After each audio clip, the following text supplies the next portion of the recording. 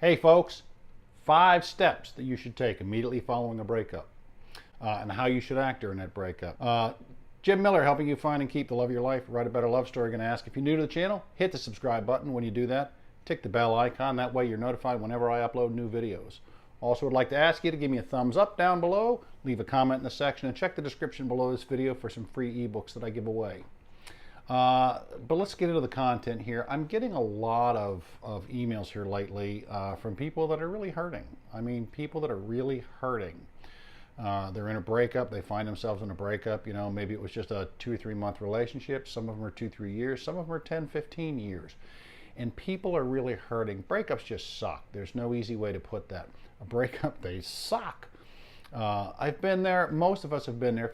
If you're gonna jump into the sea of love, eventually, you know, you're gonna venture out there. Eventually, you're gonna get your heart broken. Eventually, you're gonna get broken up with, and you're gonna understand that pain. But there are some things that you can do immediately on the breakup, if you can. And if you haven't done, if it's too late down the road, you know, you can pick these up right away. Step number 1, and this is during the breakup, and I don't say that you act like a cold son of a bitch or a cold bitch or whatever, but if someone breaks up with you, basically they're saying they don't want to be with you, and you have to honor that, and you have to say okay and let them go. If you can do that, don't get me wrong, that's the hardest damn thing in the world that you can do. I mean, it's so difficult to just let go, and our natural instinct is to beg and plead and cry, and you know, what can I do? I'll change everything about myself if you'll just come back and whatnot. And that's not the thing to do. What you need to do is to let them know that, you know what, I'm going to be okay without you. I will be okay without you. And let them understand that, you know, that's it. You don't have to be a jerk about it. You don't have to be cold about it. You know, fine, get the hell out. But you can say, you know, I understand. And you know, truthfully, I want someone who wants to be with me. And if that's not you, then maybe someone else who really wants to be with me, because that's what you really want. You want someone that wants to be with you. But that'll also take the one that's breaking up with you by surprise. They might be expecting you to beg and plead. And again, this is not trickery. This is not, you know, manipulation. But they may think that you're going to beg and plead. They may even be expecting that. And if you don't do that, it'll kind of shock them into reality a little bit. So it's a good move if you can. If it's too late, you've already broken up, you've already begged and pleaded, guilty. Been there, done it. You know, you might, but you can start now. You can start now with that attitude. The second thing is really more of kind of a don't do. Don't talk shit about your ex. Don't be out there sliming your ex. Take the moral high ground here.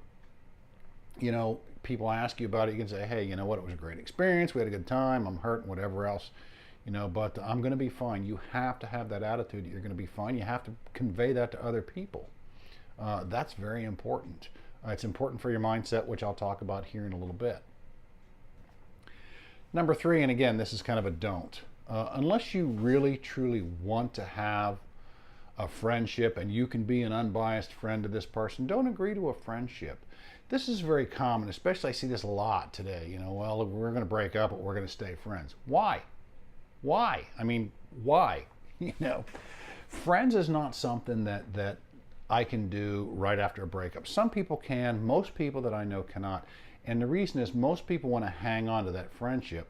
You know, so-and-so broke up with you, so they want to be friends to kind of assuage their guilt a little bit. Well, I feel guilty for breaking your heart, and you know, I kind of keep you in my life a little bit so I can kind of wean myself off of you. And you're kind of hanging in there as a friend because you think, hey, I mean, you know, maybe I can slip back in the back door here a little bit. I can show them what a great person I am, and they'll change their mind. But trying to maintain a friendship, I've said this many times, trying to maintain a friendship with someone that you're deeply in love with or someone that you really care about is very difficult at best. If you can't do it, it's okay to look your ex in the eye and say, I'm sorry, I just can't do friends right now. And if they don't understand it, too bad. You got to look out for your own emotional well-being. You've got to come first. You've got to put your own needs ahead of anybody else, especially right now in a breakup. Number 4, talk about this in just about every video. Work on yourself. Oh, work on yourself. What the hell does that mean? It means develop yourself into a better person. And not for somebody else, not for your ex. You don't want to change your whole life so your ex will love you more or take you back. You want to change your life for who you are. You need to identify the problems that you have in your life. You've got some character flaws, some defects. Maybe you're too sarcastic, you're too angry, whatever. You need to work on these, and by work on these, if you have to see a therapist, see a therapist. You know, there's nothing wrong with that. Therapy kind of gets a bad name. I mean, I've been there before in my life. It really can help you. Write about your feelings, you know. Work on yourself. Maybe you're a little overweight. Do you not feel good about that? You know, go to the gym. Get on a diet, something like that. Work on these things that bother you.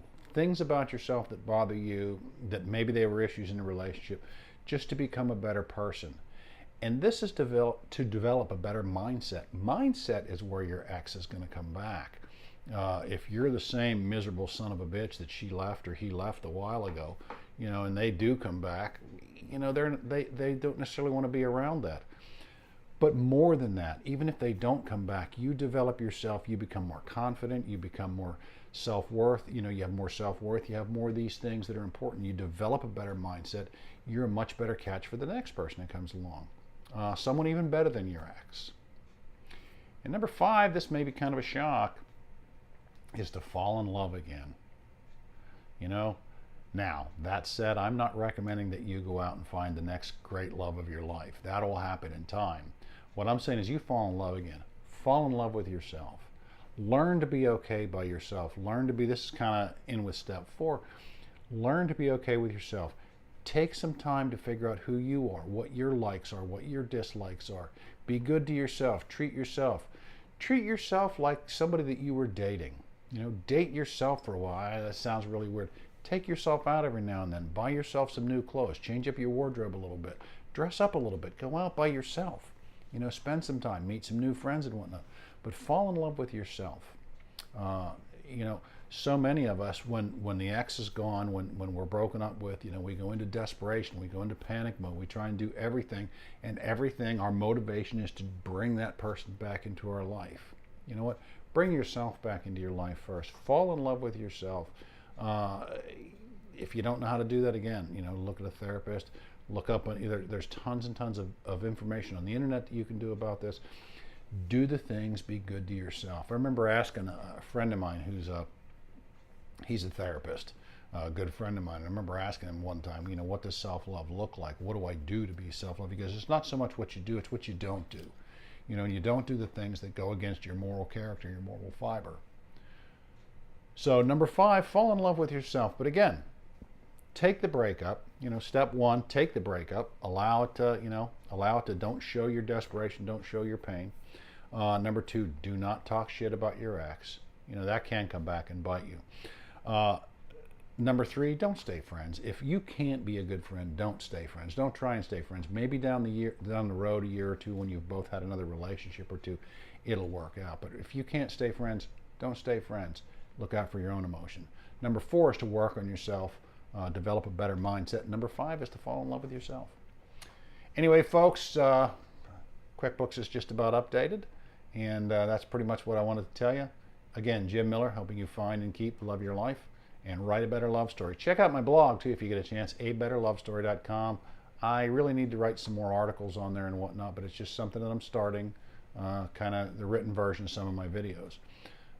And I want to let you know that I just appreciate everyone watching. I appreciate the comments. I appreciate the emails.